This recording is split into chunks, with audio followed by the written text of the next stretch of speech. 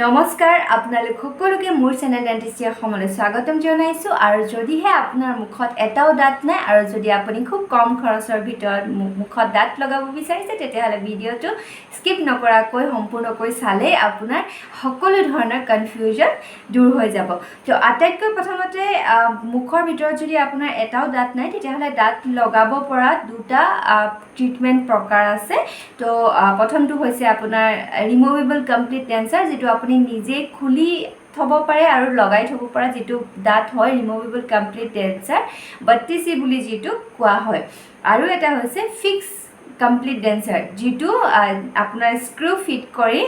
মুখৰ ভিতৰত লগোৱা হয়, মানে ইমপ্লান্টৰ সহায়ত আপোনাৰ ডেন্সাৰ মুখৰ ভিতৰত ফিক্স কৰি দিয়া হয়, যেটো ফিক্স থাকে আৰু আপুনি যেনেকৈ নেচাৰেল দাঁতৰ আপোনাৰ যি অৰিজিনেল দাঁত আছিলে তাক যেনেকৈ আপুনি কেয়াৰ কৰিছিলে, ব্ৰাছ কৰিছিলে, পৰিষ্কাৰ কৰিছিলে, ক্লিন কৰিছিলে, তো তেনেকৈ ফিক্স দাঁত মুখৰ ভিতৰতে আপুনি ক্লিন কৰিব লাগিব। সেইটো আপুনি নিজে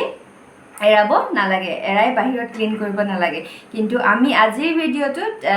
ইমপ্লান্ট সাপোৰ্টেড যেটো কমপ্লিট ডেন্সাৰ হয়, ইমপ্লান্টৰ সহায়ত ফিক্স কমপ্লিট ডেন্সাৰ যেটো হয় সেইটোৰ বিষয়ে আলোচনা নকৰোঁ। আমি যেটো খুব কম খৰচৰ ভিতৰত আৰু খুব যেটো কমন ট্ৰিটমেন্ট ৰিমুভেবল কমপ্লিট ডেন্সাৰ যেটো 32C বুলি কোৱা হয় তাৰে বিষয়ে সবিশেষ আলোচনা কৰিম। 32C কি হয়, 32C লগাবৰ কাৰণে কি কি প্ৰচিডিউৰ কৰা হয়, কি ষ্টেপ আছে আৰু তাৰ লগতে কিমান খৰচ হয় আৰু 32C দেখিবলৈ কেনেকুৱা হয়, এই সকলোবিলাকৰ বিষয়ে আজিৰ ভিডিঅ'টোত সবিশেষ আলোচনা কৰিম, বিতংকৈ আলোচনা কৰিম। গতিকে জানিবলৈ ভিডিঅ'টো আপুনি চাব লাগিব। তো আটাইতকৈ প্ৰথমতে যদিহে আপোনাৰ মুখত এটাও দাঁত নাই তেতিয়াহ'লে দাঁত লগোৱাটো খুবেই বেছি ইম্পৰ্টেণ্ট। কিয়নো আমাৰ মুখত যদি এটাও দাঁত নাথাকে আৰু বয়স বাঢ়ি যোৱাৰ লগে লগে কি হয়, দাঁতবিলাক যদি আপোনাৰ সৰি যায় বা দাঁতবিলাক যদি উঠাই দিবলগীয়া হৈছে বা আপোনাৰ দাঁতবিলাক হিলিছে, হিলাৰ ফলত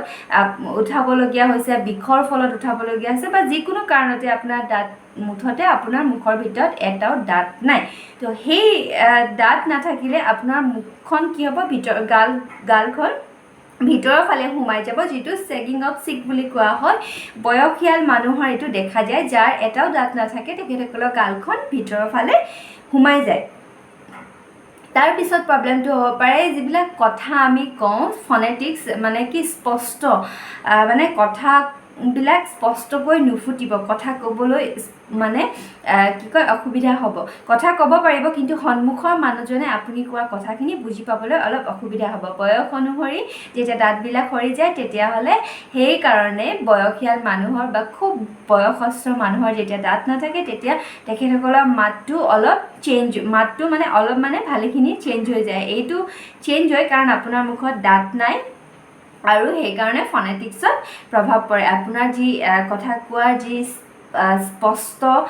মানে অস্পষ্টকৈ সন্মুখৰ মানুহজনে বুজি নাপায়, তো কথা কোৱাত অসুবিধা হয়। লগতে আপুনি খাদ্য বস্তু খাব নোৱাৰাৰ ফলত মানে কি হয়, আপোনাৰ অৰেল হেল্থৰ লগতে অভাৰঅল হেল্থতো বহুত ইফেক্ট পৰে। মানে অভাৰঅল হেল্থত আপোনাৰ গোটেই শৰীৰটো ইমান হেল্ডি হৈ নাথাকে। কি কাৰণে হেল্ডি হৈ নাথাকে, আপুনি ভালদৰে খাদ্য বস্তু খাব নোৱাৰে, সেইকাৰণে হেল্ডি হৈ নাথাকে। তো এই কাৰণে আপোনাৰ মুখত যদি এটাও দাঁত নাথাকে তেতিয়াহ'লে দাঁতবিলাক উঠাই দিয়াৰ লগে লগে বা সৰি যোৱাৰ পাছত আপোনাৰ দাঁত লগোৱাটো এইকাৰণে ইম্পৰ্টেণ্ট হয়। আপোনাৰ অৰেল হেল্থৰ লগতে অভাৰঅল হেল্থটো মেইনটেইন কৰি ৰাখিবৰ কাৰণে আপোনাৰ দাঁত লগোৱাটো খুবেই বেছি ইম্পৰ্টেণ্ট। আৰু যদি আপুনি লগাব বিচাৰে বা আপোনাৰ ফেমিলিত যদি কোনোবাই দাঁত লগাব বিচাৰে এটাও দাঁত নাই, তো এইটো খুব কম খৰচতে হোৱা ৰিমুভেবল কমপ্লিট ডেন্সাৰ যেটো ট্ৰিটমেণ্ট হয় সেইটো কৰাব পাৰে। তো আজি গোটেই ভিডিঅ'টোত ইয়াৰ বিষয়ে আলোচনা কৰিম। তো আটাইতকৈ প্ৰথমতে যদিহে আপুনি দাঁত লগাব বিচাৰে তেতিয়াহ'লে ডক্টৰৰ ওচৰত গ'লে আপোনাৰ যি দাঁতৰ আলু হয়, দাঁতৰ আলুৰ ছাপৰ্টটো চেক কৰা হয়। যদিহে আপোনাৰ মুখত বহুত দিনৰ পৰা মানে বহুত বছৰৰ পৰা 5 বছৰ 10 বছৰৰ পৰা যদি আপোনাৰ মুখত দাঁত এটাও নাই তেতিয়াহ'লে আপোনাৰ যি কি কয় দাঁতৰ আলুবিলাক হয় সেইবিলাক যি বোন হয়, বোন ৰিজৰ্পশ্যন হৈ যাব। মানে কি হয়, যেতিয়া আমাৰ মুখৰ ভিতৰত এটাও দাঁত নাথাকে তেতিয়াহ'লেতো দাঁতৰ আলুবিলাকেদি খাদ্য খাবলগীয়া হয়। দাঁতৰ আলুবিলাকত এনেকৈ খাদ্য খাওঁতে চুপাওঁতে প্ৰেছাৰ পৰোঁতে দাঁতৰ আলুৰ লগতে দাঁতৰ যি বোন হয়, হাড় হয়, সেইটো ৰিজৰ্পশ্যন হ'বলৈ আৰম্ভ কৰে আৰু যি ছাপৰ্ট হয় আপোনাৰ যি ডেঞ্চাৰ দাঁত লগাবৰ কাৰণে যি ছাপৰ্ট হয় সেই ছাপৰ্ট নথকাৰ বাবে দাঁত লগাব পৰা নহয় তো আটাইতকৈ প্ৰথমতে সেইটো আপোনাৰ চোৱা হয় যে ছাপৰ্ট কিমান ভাল আছে যিমানে আপোনাৰ কি কয় যি টিচু ষ্ট্ৰাকচাৰ আপোনাৰ অৰেল যি টিচু হয় বোন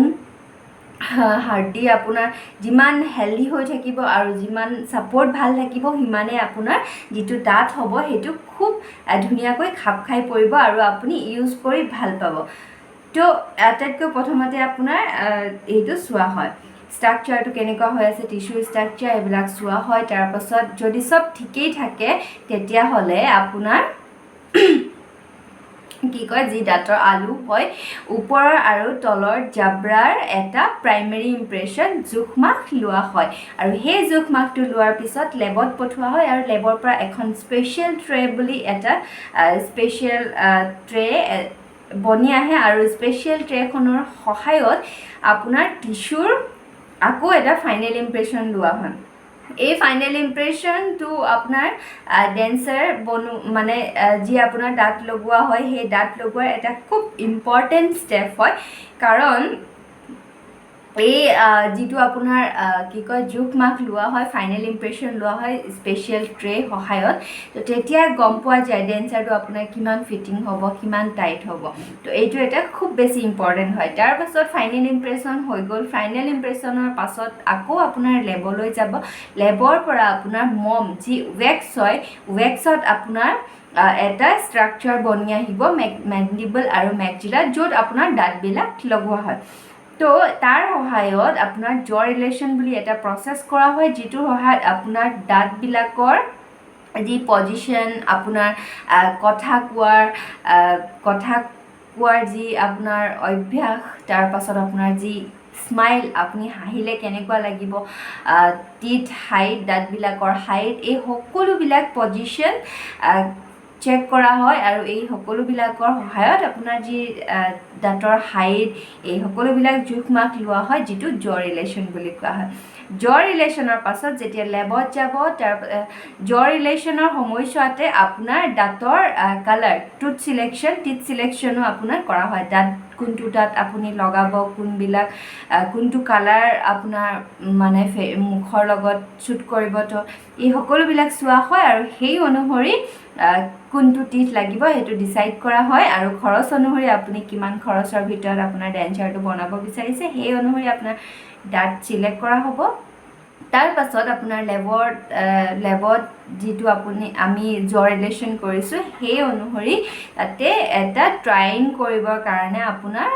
মমত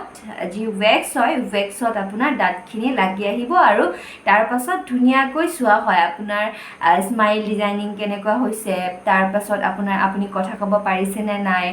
আৰু আপোনাৰ দাঁতবিলাক লগোৱাৰ পাছত কেনেকুৱা লাগিছে এই সকলোবিলাক চোৱা হয় ভালদৰে আৰু যদি কিবা কাৰেকশ্যন কৰিবলগীয়া থাকে তো এই সময়ছোৱাতে কাৰেকশ্যন কৰা হয় আৰু যেতিয়া চব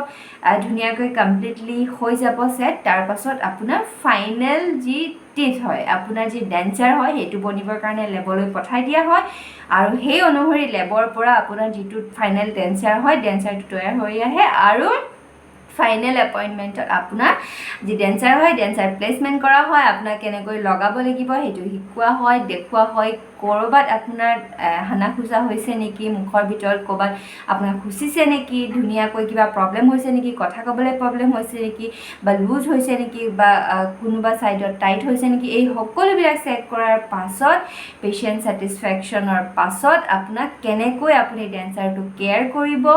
আৰু কেনেকৈ মেইনটেইন কৰি ৰাখিব আৰু কি কৰিব লাগিব মানে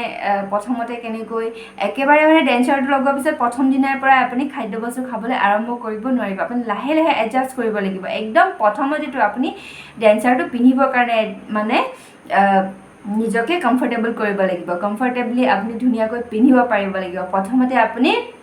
পানী খোৱাটো অভ্যাস কৰিব লাগিব তাৰ পাছত খুব কোমল বস্তু খোৱাটো অভ্যাস কৰিব লাগিব দুইটা সাইডে অলপ অলপকৈ তাৰ পাছতহে আপুনি লাহে লাহে কৰি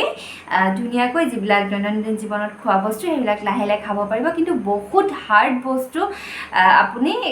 মানে এভয়েড কৰাই ভাল যিহেতু আমাৰ মুখত যদি এটাও দাঁত নাথাকে তেতিয়াহ'লেতো আমি হাৰ্ড বস্তু বহুত টান বস্তুবিলাক খাব নোৱাৰোঁ কিন্তু য'ত আমাৰ এই দাঁতখিনি লগাৰ পিছত যিটো আপোনাৰ ৰিমুভেবল কমপ্লিট ডেঞ্চাৰ লগাৰ পিছত আমি খাদ্যবস্তু খাব পাৰোঁ আৰু সেই গতিকে আমি একেবাৰে টান বস্তু খাবলৈ চেষ্টা কৰিব নালাগে যিবিলাক দৈনন্দিন জীৱনত মানে জীয়াই থাকিবলৈ খোৱা বস্তু খুব কোমল বস্তু ভাত ৰুটি এইবিলাক খাব লাগে আৰু যিবিলাক কোমল বস্তু খাব পাৰে আপুনি যিকোনো ধৰণৰ আৰু লাহে লাহে কৰি ষ্টাৰ্ট কৰিব লাগিব একেবাৰে প্ৰথম দিনাৰ পৰাই খাবলৈ ষ্টাৰ্ট কৰিব নালাগিব তো প্ৰথমতে আপোনাৰ আনকমফৰ্টেবল লাগিব পাৰে আৰু প্ৰথম দিনা পিন্ধোতে যি সময়ত আপোনাৰ ডক্টৰৰ ওচৰত ট্ৰাই কৰা হৈছিলে সেই সময়ত আপোনাৰ হানা খোচা বা ক'ৰবাত ঘাঁ হোৱা কোনো ধৰণৰ প্ৰব্লেম হ'ব নালাগে তথাপিও যদি আপোনাৰ ক'ৰবাত ঘাঁ হোৱা যেন লাগিছে বা আপোনাৰ ক'ৰবাত খুচিছে নিচিনা লাগিছে তেতিয়াহ'লে আপুনি ডেঞ্চাৰটো ওলাই পিনে থৈ দিব থৈ পিনে য'ত ত'ত নথ'ব ওলাই পিনে আপুনি পানীত থ'ব লাগিব এটা বাতিত পানী লৈ তাতে থ'ব লাগিব তাৰপিছত ডক্টৰৰ ওচৰত যাব আপোনাৰ যি প্ৰব্লেম হৈছে সেই অনুসৰি তেখেতে আপোনাক ছেট কৰি দিব তো এয়াই আৰু এনেকৈয়ে আপোনাৰ কি কয় বনোৱা হয় যিটো 32 যিটো ৰিমুভেবল কমপ্লিট ডেঞ্চাৰ হয় এনেকৈ তৈয়াৰ কৰা হয় তাৰপাছত কিমান খৰচ হয় সেইটো কৈ দিছোঁ ঠাই অনুসৰি কোনটো মেটেৰিয়েল ইউজ কৰিছে কোনটো মানে ডেঞ্চাৰটো বনাবৰ কাৰণে কোনটো মেটেৰিয়েল ইউজ কৰিছে আৰু কোনবিধ দাঁত লগোৱা হৈছে সেই অনুসৰি যিটো আপোনাৰ কমপ্লিট ডেঞ্চাৰ হয় তাৰ যিটো কষ্ট হয় যিটো খৰচ হয় সেইটো বেলেগ বেলেগ হ'ব তথাপিও কিন্তু 15,000 পৰা 40,000 ভিতৰত মানে 15,000 পৰা 40,000 ভিতৰত আপোনাৰ যিটো ডেঞ্চাৰ হয় ৰিমুভেবল কমপ্লিট ডেঞ্চাৰ সেইটো কমপ্লিটলি তৈয়াৰ হৈ উঠিব আৰু কি কয় ঠাই অনুসৰি মই যিটো কষ্ট কৈছোঁ এইটো মানে কি কয় এটা ৰেঞ্জ কৈছোঁ ঠাই অনুসৰি আৰু মানে ডক্টৰজনৰ এক্সপিৰিয়েঞ্চ অনুসৰিও আপোনাৰ যি ট্ৰিটমেণ্ট হয় সেইটো অলপ বেলেগ বেলেগ হয় তো সেইকাৰণে আপুনি এটা ৰেঞ্জ ধৰি লওক যে 15,000 পৰা 40,000 ভিতৰত ডেঞ্চাৰ আপোনাৰ তৈয়াৰ হৈ যাব আৰু আপুনি ধুনীয়াকৈ পিন্ধিব পাৰিব খাদ্যবস্তু খাব পাৰিব আৰু যদি আপুনি দাঁতখিনি থাকে তেতিয়াহ'লে আপোনাৰ ডেণ্টেল হেল্থৰ লগতে অভাৰঅল হেল্থ লগতে আপোনাৰ যি দাঁতখিনি লাগিলে আপোনাক খুব মানে নিজকে যিমান বয়স হৈছে তাতকৈ অলপ ডেকা ডেকা লাগিব আৰু ধুনীয়া হৈ থাকিব আপুনি নিজকে ডিফাৰেঞ্চটো আপুনি চাব পাৰিব মই ফটো দিম ইয়াতে মোৰ পেচেণ্ট হয় তেখেতৰ ফটো দিম আৰু ডিফাৰেঞ্চটো আপুনি চাব পাৰিব দাঁতখিনি লগালে কিমান ভাল লাগে দাঁত নাথাকিলে কেনেকুৱা লাগে কি কি পৰিৱৰ্তন হয় সেই সকলোবিলাক আপুনি গম পাব আৰু যদি আপুনি দাঁত লগাব বিচাৰিছে তেতিয়াহ'লে আপোনাৰ ঘৰৰ কাষতে থকা মানে ডেণ্টেল ক্লিনিকলৈ গৈ এবাৰ আপুনি চেকআপ কৰাই চাব পাৰে আৰু যদি লগাব বিচাৰে আপোনাৰ যদি চব ঠিকে লাগে তেতিয়াহ'লে তেখেতে যদি এডভাইচ কৰিছে কি লগাব পাৰিব তেতিয়াহ'লে আপুনি ধুনীয়াকৈ দাঁত লগাব পাৰে তাৰপিছত ইয়াৰ নেক্সট ভিডিঅ'ত মই যদি আপুনি দাঁত লগায় তেতিয়াহ'লে কেনেকৈ কেয়াৰ কৰিব লাগিব তাৰ বিষয়ে ক'ম যদিহে আপোনালোকৰ ভিডিঅ'টো ভাল লাগিলে আৰু যদি ভিডিঅ'টো চাই অলপ হ'লেও উপকৃত হ'ল তেতিয়াহ'লে ভিডিঅ'টো শেষত কিন্তু শ্বেয়াৰ কৰিবলৈ নাপাহৰিব আপোনাৰ ফ্ৰেণ্ডছ আৰু ফেমিলি মেম্বাৰক আৰু যদিহে আপুনি মোৰ চেনেলটো প্ৰথমবাৰৰ বাবে চাইছে তেতিয়াহ'লে চেনেলটো ছাবস্ক্ৰাইব কৰি দিব যাতে মই দিয়া ভিডিঅ'ৰ নটিফিকেশ্যন আপুনি আটাইতকৈ আগতীয়াকৈ পায় তাৰ কাৰণে কিন্তু কাষত থকা বেল আইকনটো ক্লিক কৰি অল কৰিব লাগিব আৰু আকৌ আহিম এটা নতুন ভিডিঅ'ত এটা নতুন টপিক লৈ তেতিয়ালৈকে আপোনালোক সুস্থ থাকক সবল থাকক ধন্যবাদ আৰু যদি আপোনালোকৰ কিবা কনফিউজন আছে যদি কিবা সুধিবলগীয়া কথা আছে ডেণ্টেল ৰিলেটেড তেতিয়াহ'লে কমেণ্ট ছেকশ্যনত গৈ কমেণ্ট কৰিব মই আপোনালোকক যিমান পাৰোঁ সিমানখিনি সহায় কৰিবলৈ চেষ্টা কৰিম আজিলৈ আহিছোঁ ধন্যবাদ